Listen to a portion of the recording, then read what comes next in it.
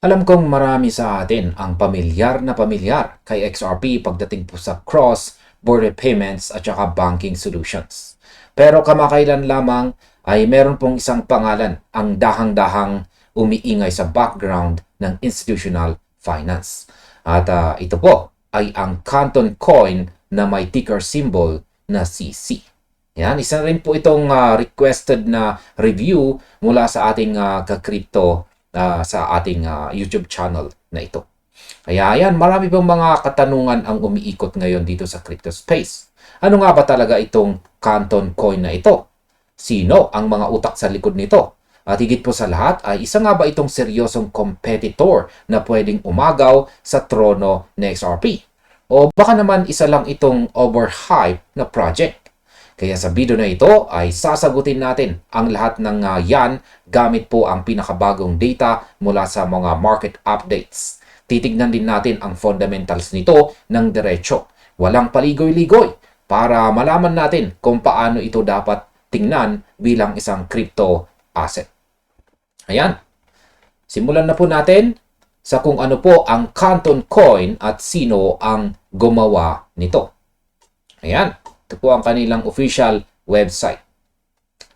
Ang Canton Coin ay ang native utility token ng Canton Network. Ayan. Ang Canton Network naman ay isang public Layer 1 blockchain network na ginawa specifically para sa mga regulated financial institutions. Sa madaling salita, binuo po ito para sa mga malalaking bangko at financial giants na gustong gumamit ng blockchain technology pero nangangailangan ng napakatinding privacy at compliance. Sino naman ang gumawa o ang nasa likod ng Canton Coin? Ayan. Ang network na ito ay binuo at operationalized po ng tech company na tinatawag na Digital Asset.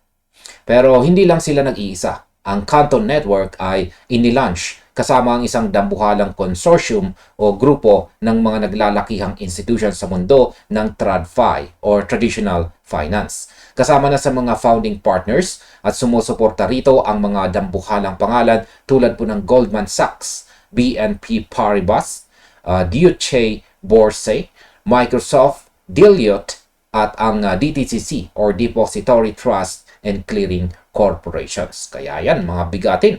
Ibig sabihin ay hindi ito simpleng project lang na ginawa ng ilang developers sa kanilang garahe. Ito po ay isang napakalaking institutional initiative. Ngayon ay ano naman ang backing ng Canton Coin at isa ba itong stable coin? Ayan. Dito na nagkakaroon ng kaunting kalituhan ang marami. Kaya linawan po natin ito. Isa bang stable coin ang Canton Coin? Ang sagot po ay hindi. Ang Canton Coin ay hindi isang stable coin na nakapeg po sa value ng US dollar o anumang fiat currency. Ang presyo po nito sa open market ay pabago-bago o volatile. Depende po sa supply at demand ng network.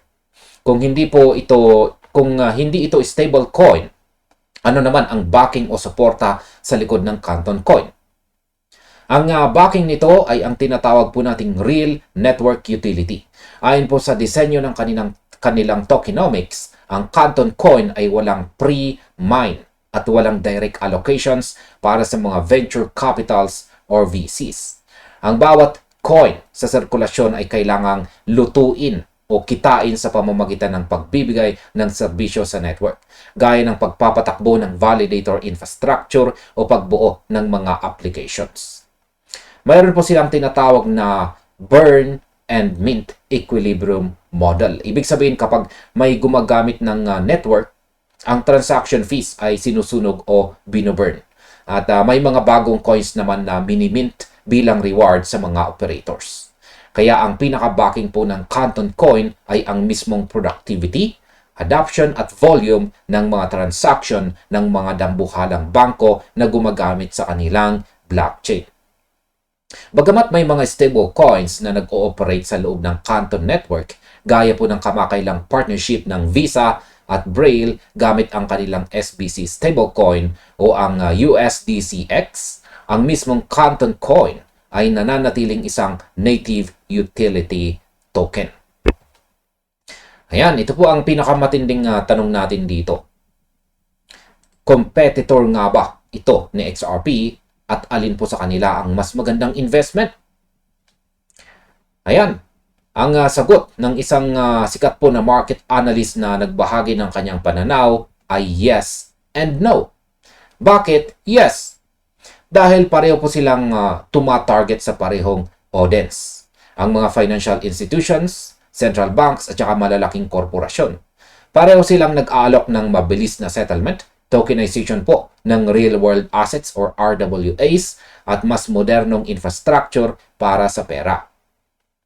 Ayan, ngayon, pero bakit no? Dito dahil magkaiba po ang kanilang pangunahing architecture at saka focus.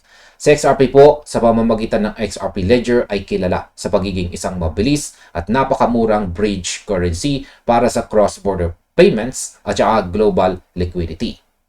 Sa kabilang banda, ang focus naman ng Canton Network ay ang tinatawag na configurable privacy. Sa Canton, ang bawat bangko ay pwede pong magkaroon ng sarili nilang private sub-network kung saan kontrolado po nila kung sinong nakakakita ng data habang may kakayahan pa rin silang makipag-transact sa ibang bangko ng sabay-sabay. Kaya ang tanong, mas maganda bang investment itong si Canton kumpara kay XRP? Ayon po sa pananaw ng analyst, depende ito sa iyong investment strategy at saka risk tolerance bilang isang trader o investor. Sa XRP ay may bentahe po pagdating sa longevity at saka liquidity. Higit isang dekada na si XRP sa market.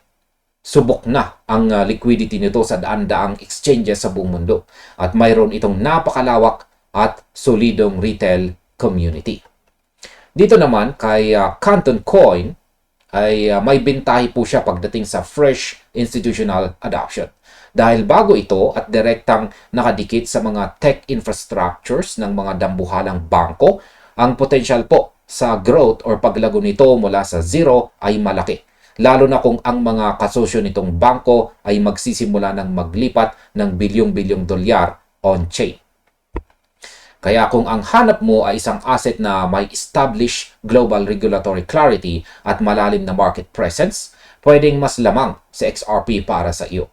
Pero kung ang hanap mo ay sumabay sa isang bagong institutional wave na kasisimula pa lang mag-scale, pwedeng maging minarik itong si Canton Coin sa iyong portfolio. Ayan. Ang sunod po nating katanungan ay maganda ba talaga o risky na investment itong si Canton Coin? At saka kaya ba nitong magbigay ng 1,000 times na gain? Ayan. Ito po ang risk profile natin dito. Ayan, maganda ba talaga o masyadong risky na investment itong si Canton Coin?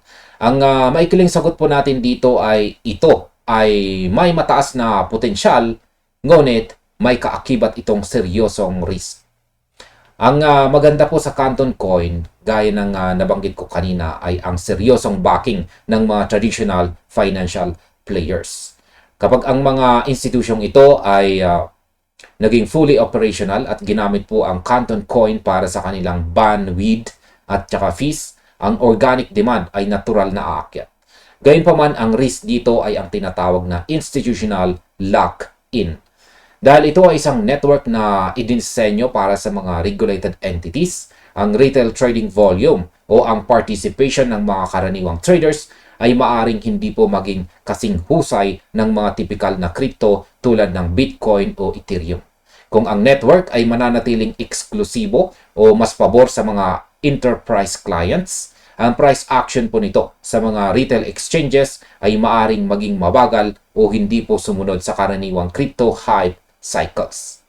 At para pa sa huling tanong na madalas pong itanong ng mga naghahanap ng mabilisang yaman, kung saan ay may kakayan ba itong si Canton Coin na makapagbigay ng 1,000x or 1,000 times na kita, ito po, ayon po sa pag-a-analyze ng ating analyst, ang tsansa na mag 1,000 times daw ang Canton Coin mula sa kasalukuyan nitong market capitalization ay napakababa o highly unlikely. At ang tanong ay bakit? Dahil ang Canton Coin ay hindi po ito isang meme coin. Isa po itong microcap gem na may mababang supply o nagsisimula sa $1,000,000 lang na halaga. Sa kasalukuyan, ang Canton Network ay mayroon ng bilyong-bilyong dolyar na market cap at bilyong-bilyong coins na nasa sirkulasyon base sa mga pinakahuling exchange sa mga major platforms. Para ang isang asset na may ganito kalaking simula ay mag 1,000 times pa, kakailanganin po nito ng market cap na mas malaki pa sa kabuuang halaga ng buong crypto market sa kasalukuyan. Ang disenyo po ng Canton Coin ay para sa stable, predictable at saka utility-driven na paglago. Hindi po para sa mga biglaang speculative pump na karaniwang nakikita po sa mga maliliit na tokens. Ayan. Sa kabuuan, sa kabuuan, ang Canton Coin. Ayan, ang Canton Coin ay isa pong napaka-interesting na pagpapakita kung paano po unti-unting kinakain ng blockchain ang traditional system ng finance. Ito po ay isang utility token na may matinding support mula sa mga higante ng TradFi. Ngunit hindi po ito isang mahiwagang coin na magpapayaman sa iyo sa loob ng isang gabi sa pamamagitan ng 1,000 times na returns. Kung ikukumpara po kay XRP, hindi po natin sila dapat tingnan bilang magkaaway na kailangang magpatayan sa market. Mas magandang tingnan sila bilang dalawang magkaibang kalsada na nagpapadali sa paggalaw ng institutional capital. Sa XRP ay ang mabilis na highway para sa global liquid funds, habang si Canton naman ay ang ligtas at private tunnel para sa mga komplikadong transaction ng mga bangko. Kaya ang pinakamahalagang aral po dito ay ang pag-unawa sa iyong pinapasukan. Suriin po ang utility, tingnan ang totoong adoption at palaging mag-invest batay sa logic at tamang pag-manage ng iyong risk. At ayan mga ka-crypto, hanggang dito na lamang po tayo sa video na ito. Maraming salamat sa inyong panonood. Maaaring panoorin na rin ninyo ang ating recommended video dito.